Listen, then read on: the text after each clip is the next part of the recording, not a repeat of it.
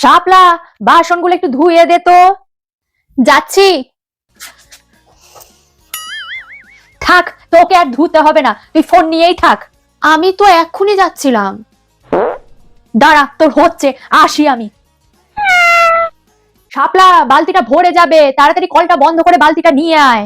যাচ্ছি।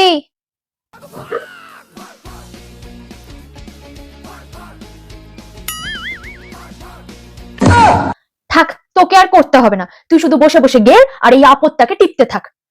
আরে আমি তো এখনই যাচ্ছিলাম। দাঁড়া, তোর হচ্ছে। শাপলা, ছাদ থেকে কাপড়গুলো নিয়ে আয়, বেলা গড়িয়ে যাচ্ছে। যাচ্ছি।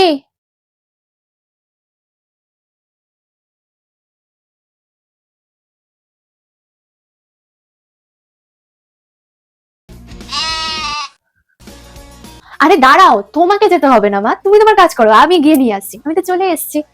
ভেবেছিলাম আজকে উদ্দুমাদুম কটা লাগিয়ে দেবো পিঠে, সেই সুযোগটাই হলো না। চালাকি করে বেঁচে গেল। এখন এই হাতের চুলকানিটা যে কি করে মেটাবো। ভেবেছিলে আজকে আমাকে শায়েস্তা করবে, নিজেকে খুব চালাক ভাবো তাই না মা?